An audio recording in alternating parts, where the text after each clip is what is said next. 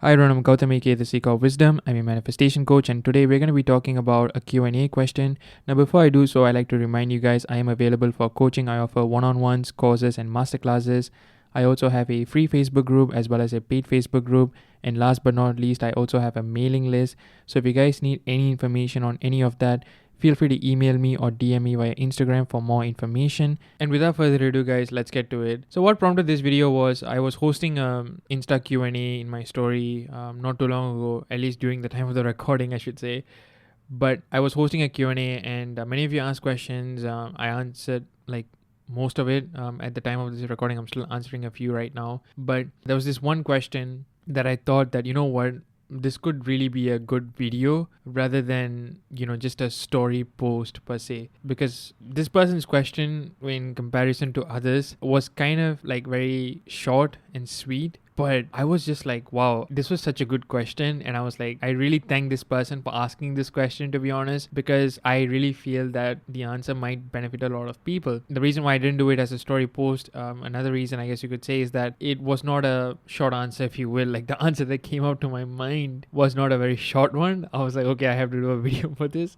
But basically, what this person asked, and I quote, what is the best method or routine for self love? That's it. Simple as that. So, this person asked this question, and I was like, this is so simple. But the answer to this, I feel, may not be something that folks might expect. Like, it's not just like, okay, do X, Y, Z, and that's it. There you go. You have your routine for self love or a method. Here's your method. Go. Because the thing is, everyone is different. So, right off the bat, there is no method that works for everyone. There's no cookie cutter approach that works for everyone, because everyone is different individually. Like speaking, we are very unique. We have our own personalities, we have our own experiences that shaped us up till this point, and we are ever evolving as well. So there's not one method, I would say, that fits everyone. This also applies on an individual level, is that there's no one thing that you can always rely upon for eternity, so to speak. I don't think there's any method that even for an individual. So then it's definitely going to be a routine. So I don't think there's a method per se, but it's more of a routine, especially for self-love. And so if you really want to go further from that, okay, it's a routine, then what is it? Basically, the way I view it right now is, look at yourself as though you're parenting a child. In this case, it's your inner child. When a parent wants to parent a kid, there are two aspects to it. So there is the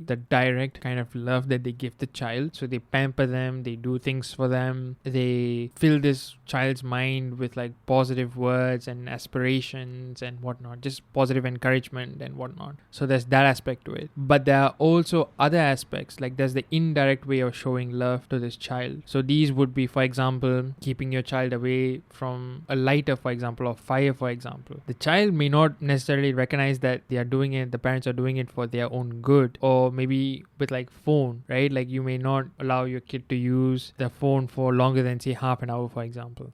The ramifications of using a smartphone and or the computer, for example, the effects it has on your eyes and whatnot, right? Like but to the child it may not fully recognize it. So and that might not seem like love, but the actions that the parents are doing is still coming from a place of love nonetheless. And that's kind of the approach that you're going to take here as well, is that there are going to be aspects where you're going to fill your mind up with like positive affirmations and fill yourself up with like just loving words and encouragement and whatnot. You're gonna tap into yourself for that. But at the same time, you're also going to be doing things that are more in the vein of like self-discipline, that you may not necessarily see it as self-love, but it is self-love nonetheless. So there are two aspects to it, right? So the first aspect is pretty straightforward. So this way you can always have inner conversations with your inner child or just yourself in general, and just speak words of affirmations and just just watch the way you talk to yourself in your mind, and ask yourself if you would talk to anyone else that way, or if you would even be allowed to do so. And what this does is that it makes you reflect on the language you have been using to yourself,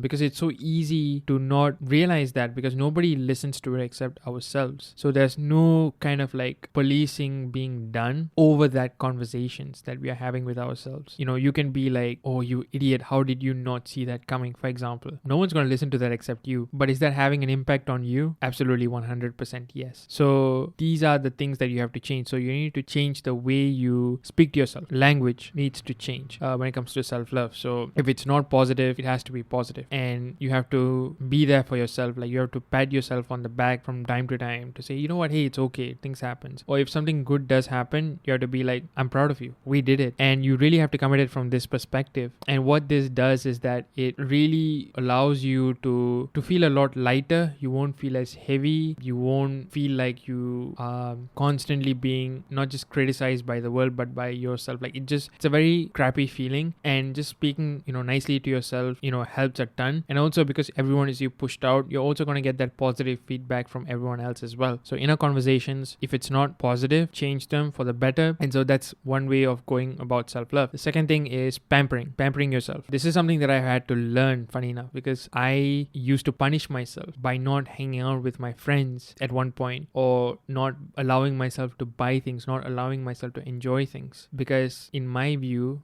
I had to earn it. And in my books, I was not earning it. So even as I'm talking about it right now, this is really heavy, but basically in my late teens, I wasn't doing very well at school, and exams were really, there were exams that I got zeros for, like mini tests I got zeros for, I remember. But anyways, it was so hard and heavy for me that I did not allow myself to enjoy things, because in my mind, I was like, what have I achieved to even enjoy it, or even demand or desire that in the first place? And that was kind of like my thought process. And what ended up happening was I did not enjoy a lot of things. And I realized that, it took me a while to learn this, but as time went by, I started to give myself the permission to enjoy things in life. It started with very small things like grabbing, maybe a snack while on my way back home, because I'll be like, okay, well, why do I need it today? Some days, when you're passing by malls and stuff, you'll be like, okay, the smell's really good, maybe I should grab a bite. But then, that cynic in me used to say, well, what have you achieved to earn that? And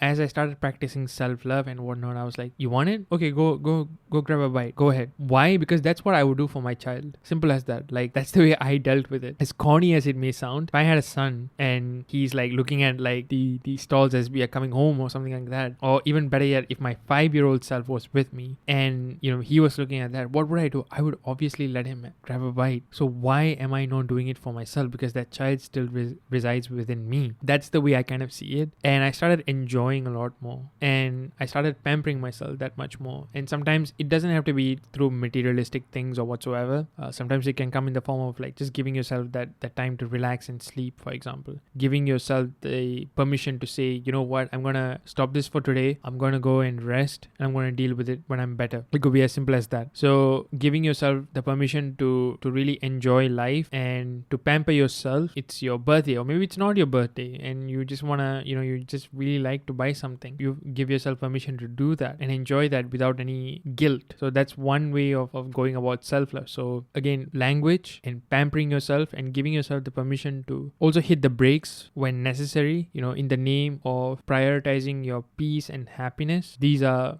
forms of self-love. So peace and love is another thing, because it's so easy to always be stressed about something and whatnot. Like especially today, there's always something to worry about if you go looking for it. And the opposite of it is also true. You can always find a lot of things to be grateful for as well, but people always kind of focus on the negatives somehow. You have to kind of give yourself that, prioritize the peace and happiness in order to kind of navigate this life in an effortless way. And so part of self-love is also prioritizing that, and also telling yourself that, okay, if something doesn't give me the peace and happiness, it's out. Like I'm not entertaining that in my life. And I think like really coming at it from that perspective really helps us to enjoy life and really go and navigate this life in a very stress-free way, and it greatly contributes to your self-love journey. And again, these are the things that you would do for your child as well. And also doing things that you enjoy. Maybe it's a class that you wanted to take up, or maybe it's a hobby that you want to consistently do, and allocating time for that. Self-love can come in the form of that as well. Basically giving yourself the space to unwind and enjoy life, and also nurturing your strengths as well, are forms of self-love. And of course, in the process, you are going to be be speaking really nicely to yourself. So that's where the language aspect comes into play as well. You can even like, just give yourself a big hug, just wrap your arms around yourself, or imagine yourself like giving, your inner child a big hug as well. Those are ways you can try practicing self-love, treating yourself whenever you reach a milestone, giving yourself the permission to enjoy that and honor that. And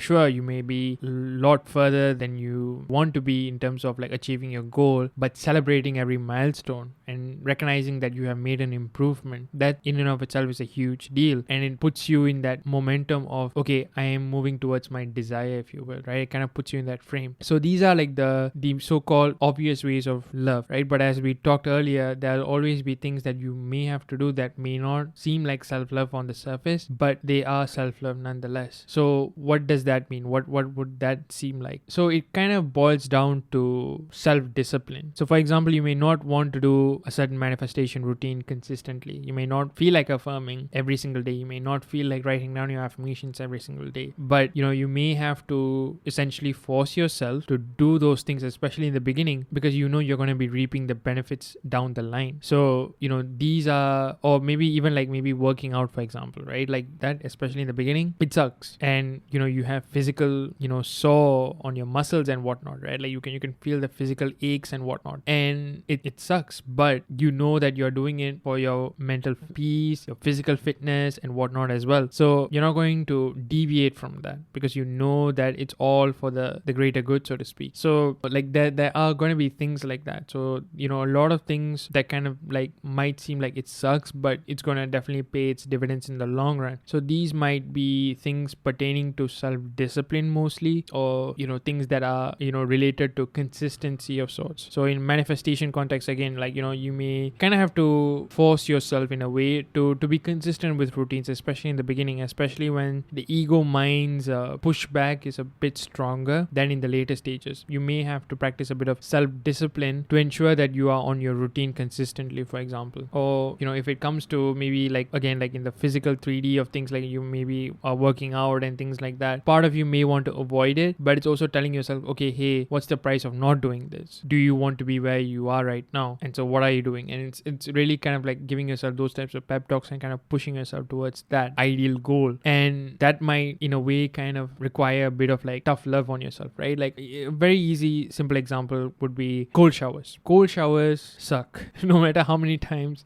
you've taken it, it sucks. But the benefits of it is also proven, and it's one of those things that when you do it, you just feel very different. Spartans used to have this thing where they said that cold showers or warm showers were for like cowards or something like that, right? It's a bit of an extreme stance, but those guys, they always took cold showers. And when you do that, like again, it sucks. It may not look like self-love whilst you're doing it, but the benefits that you get from cold showers is that you remove stress and you feel a lot better. You have a lot of mental clarity, and you feel more active throughout the day as well and whatnot. There's just so many benefits. Sometimes self-love may also look something like a cold shower. Ties back into the whole self-discipline and being consistent. But this is what I would say that also could entail in your self-love routine, in the sense that there might be things that you are not necessarily comfortable doing, but don't let that fool you, in the sense that don't let that mislead you into thinking that is not self-love, because those things are helping you become a better person. They are based on self-love. So these may not be manifestation related examples per se, but again, like as long as you are letting yourself be consistent and ensuring that you are consistent and ensuring that you are on track, you are allowing yourself to only entertain favorable thoughts as much as possible and things like that. Even those things, like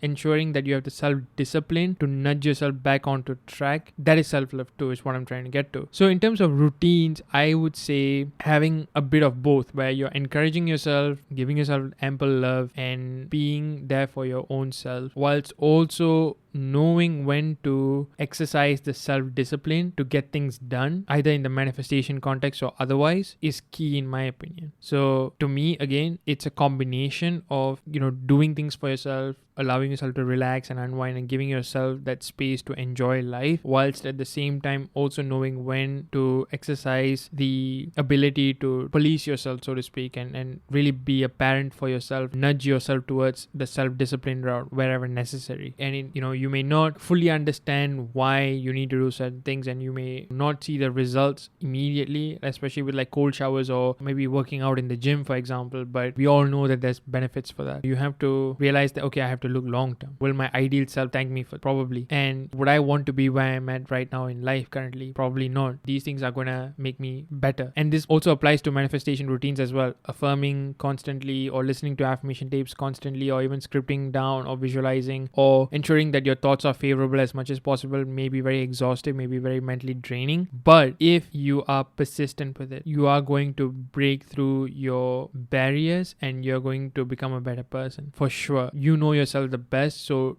know where you have to police yourself, but also know where you have to allow yourself to relax as well. Again, the simplest way to determine that is ask yourself, if you had a child, or if your inner child or your 5-year-old self was with you right now, how would you treat them? What would you do for them? Where would you expect them to be disciplined? Where would you guide them to be disciplined? What would you do as a parent? And when you put yourself in this frame of reference, it's easier to think what you would do and what you wouldn't do for your inner child, and as a result for yourself. So it really brings a lot of clarity. So guys, we have come to this end of this video. If this video resonated with you, be sure to drop a like and a comment down below. Turn on your bell notification so that you guys will know when I upload a new video every single week. And as always guys, stay safe and happy manifesting. Peace.